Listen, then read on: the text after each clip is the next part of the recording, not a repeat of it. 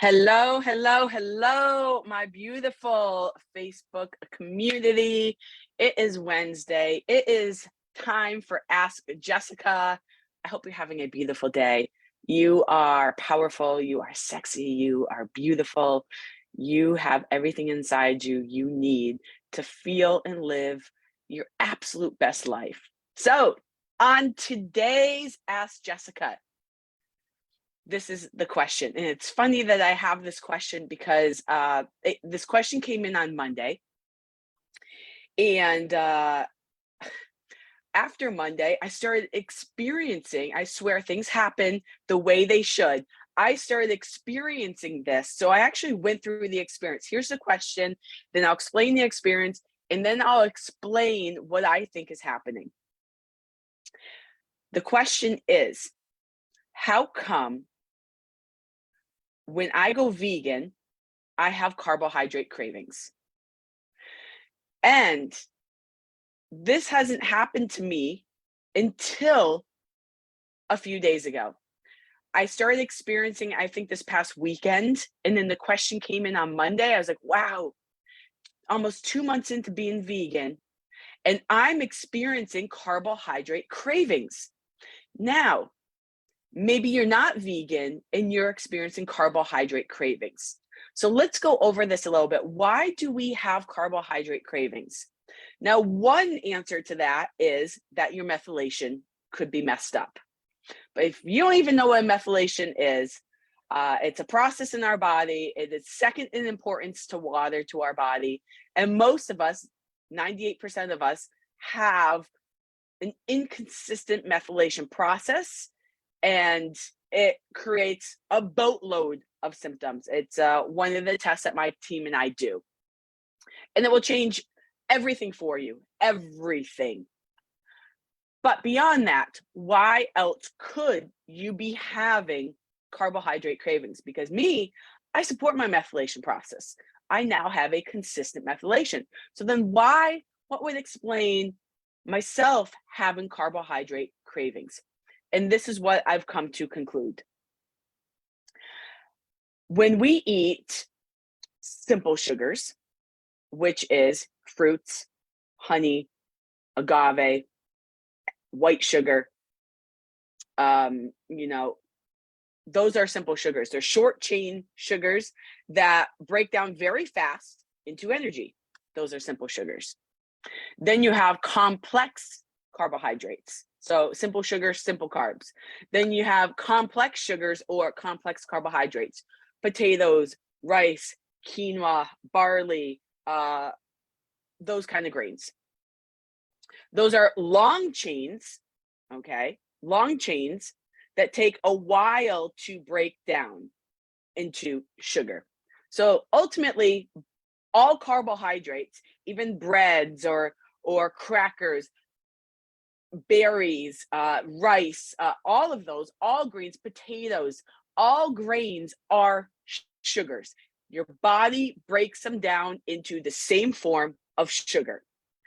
When you have sugar being broken down into your body releases insulin.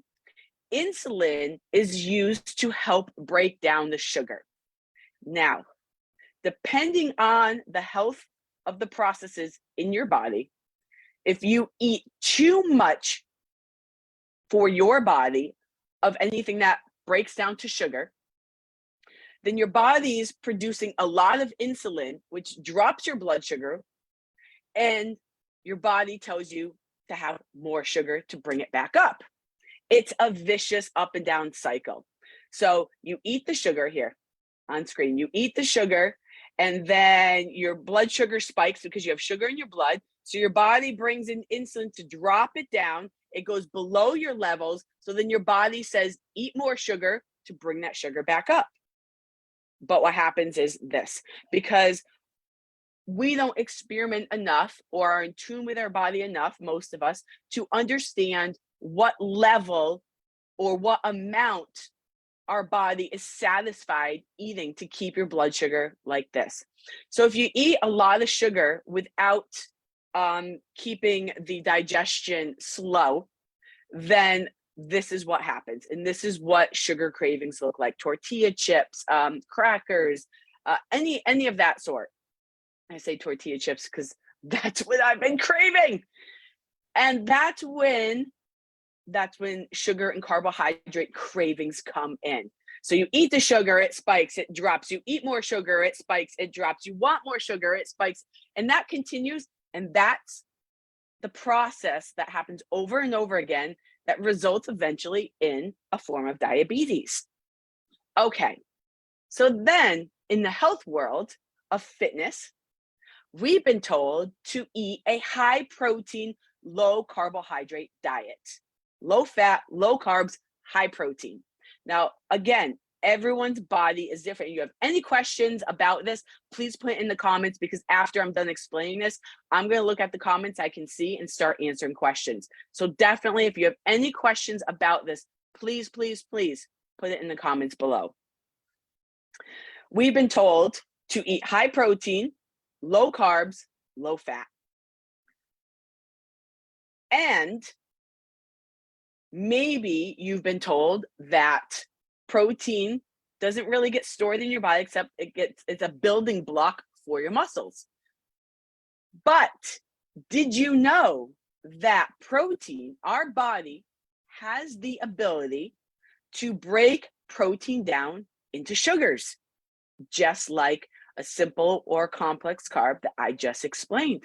So if you're eating a high protein, low carbohydrate diet, maybe you think you're having carb cravings because you're not eating enough carbohydrates. That may not necessarily be true for you. You could be having carb cravings because of the high protein you are intaking and not having a balanced meal for your body. This too can lead to carbohydrate cravings. And this particularly is what's been happening to me. I realized, wow, I've gone beyond my protein that my body, the amount of protein my body likes, okay, in one meal, that's creating this sugar spike and not eating enough of other food to kind of balance that out.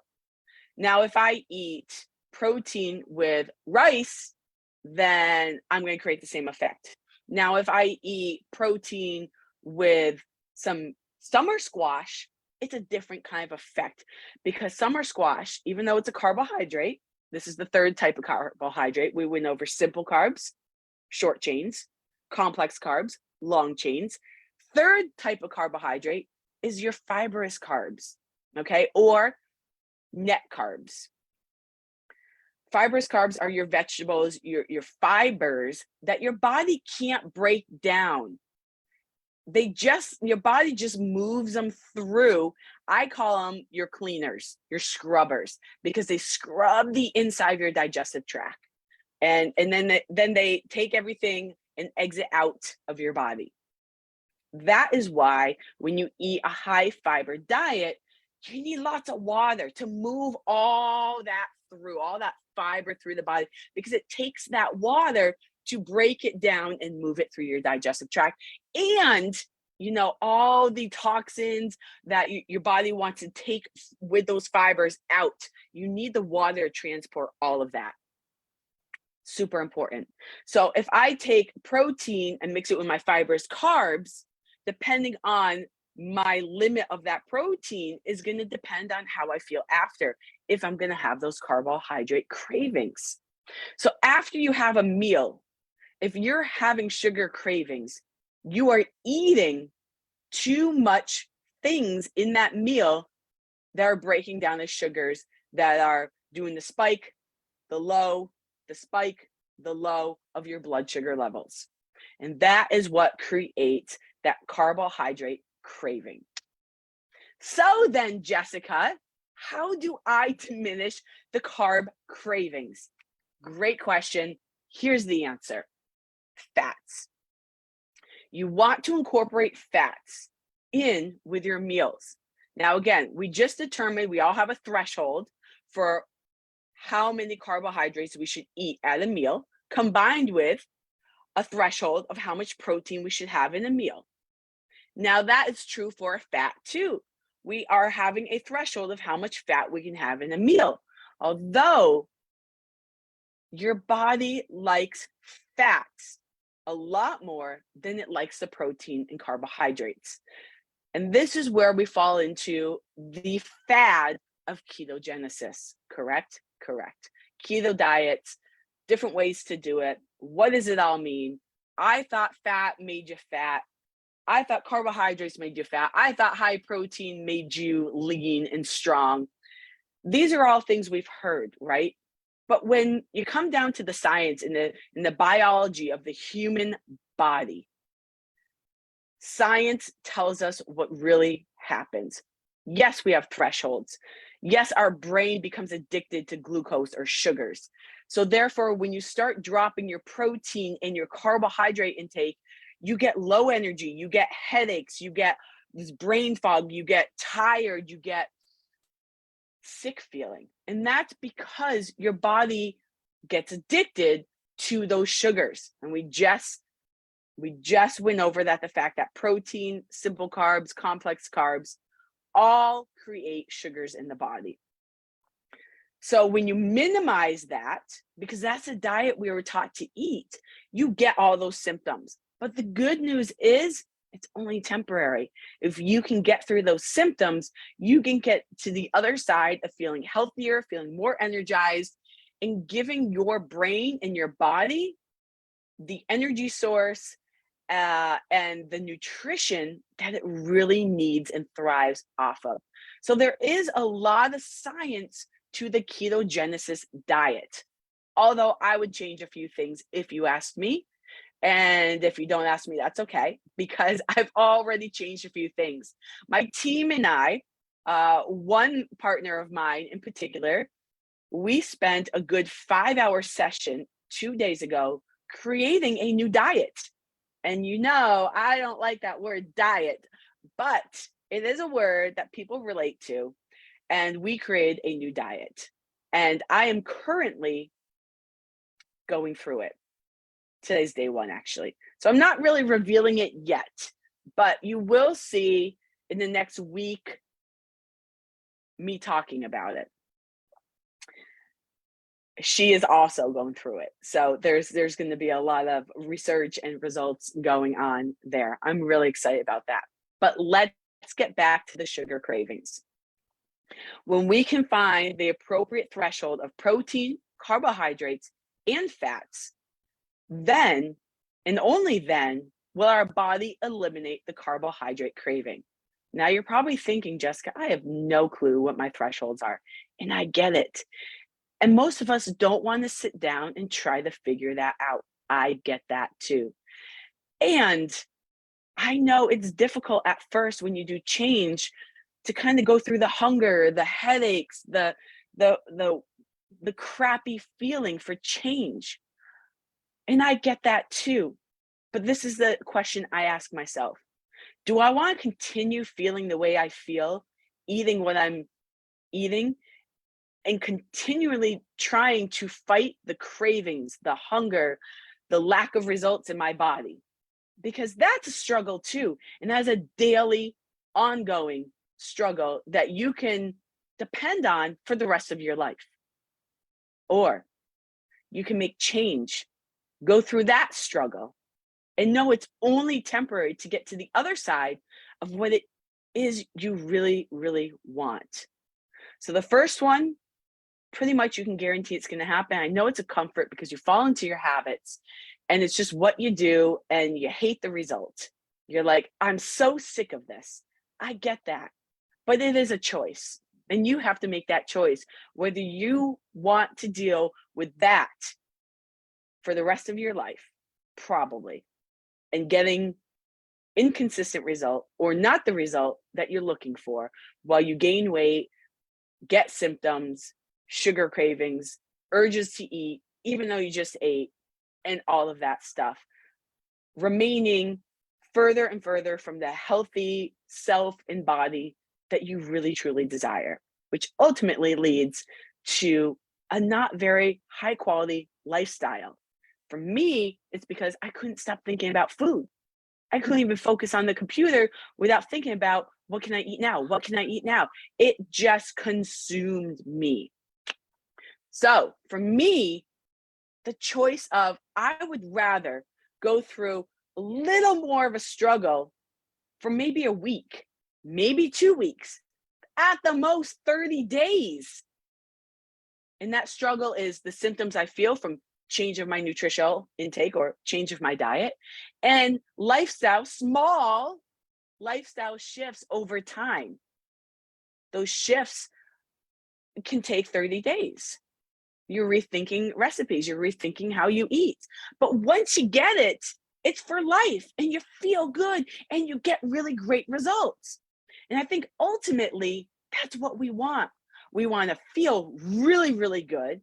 We want to feel healthy. We want to fit into our clothes. We want to look in the mirror and be proud of ourselves. We want that confidence. We want good sleep, right? We want that high quality of life. I know I do. And if you don't, then you're in the wrong group. And that's okay. I am not for everyone. My team and I and what we do are not for everyone. And that's okay. Maybe one day in the future, you'll be ready. But if you are like me and many people in this group and many of the clients that my team and I have helped, the thousands, then you know that you are ready to make this change. You just want to be told exactly what to do, right? You don't want to research it. You don't want the confusion. You don't want to guess. We're busy. We have a lot going on. Who wants one more thing on their plate?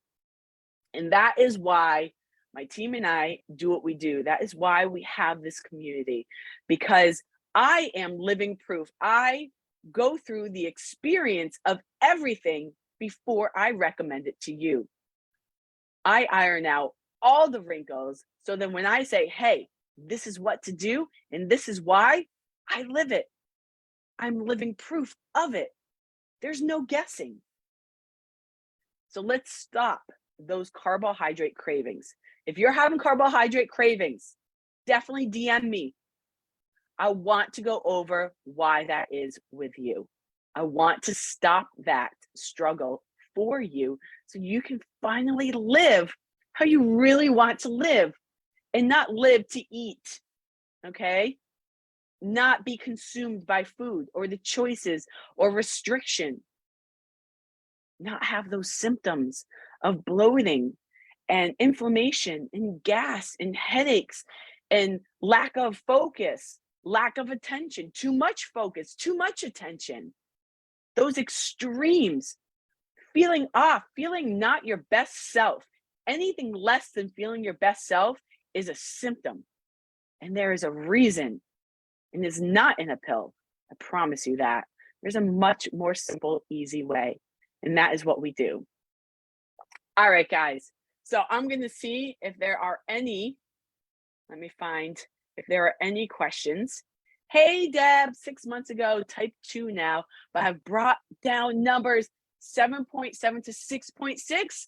Awesome, Deb. I'm so excited. Congratulations. I need to learn good meals for me. Absolutely. I'm 5'3", 197, 69. Where do I start? I'm over reading and trying everything. Oh my gosh. Okay. So you are addicted to consuming info, trying a million different things, and probably getting very little out of the effort you're putting in. I get that. I've so been there, Deb. So yes, we need to start with a blueprint of the inside of your body. I highly recommend reaching out to me, Deb, and getting a methylation process done. That is the baseline of your optimal health. Methylation process is second most important to your body to water. That's pretty important. It's how your body takes all the food you eat and processes it into materials your body uses for you to just function. And most of us have a broken methylation process, an inconsistent methylation process that can lead to cravings. It can lead to resistance to weight loss, the headaches, depression, anxiety, insomnia, overfocus, lack of focus. All these things that we align with as symptoms are all because of an inconsistent methylation process. Let's get you tested on that methylation process so we can support it to make it consistent. And then we can have a nice baseline of where your body is at and how we can shift our current lifestyle to support that. And that's where I would like to start.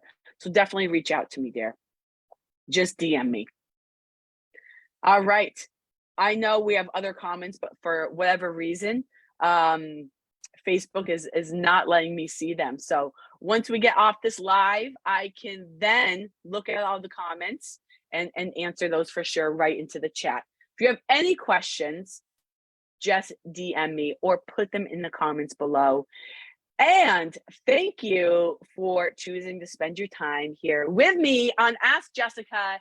If you would like to be featured, your question be featured on the next Ask Jessica, simply DM me. I have a question. This is my question. Whether you want to be anonymous or you want to be named on Ask Jessica, we will reach out and ask that as well.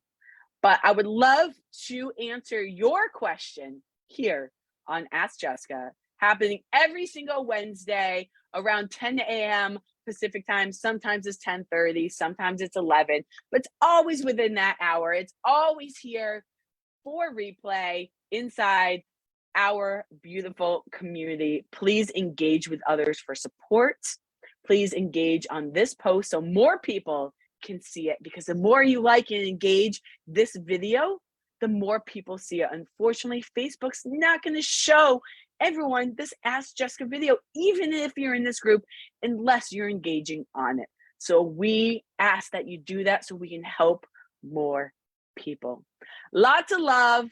If you know, and who do you know that could also enjoy being in this group and viewing these Ask Jessicas, please invite them to the group. We would be happy to accept them in. Lots of love, everyone. Rock your day, own your day. Know that you have the power to choose how to show up and how life shows up for you right now. Until next time, adios.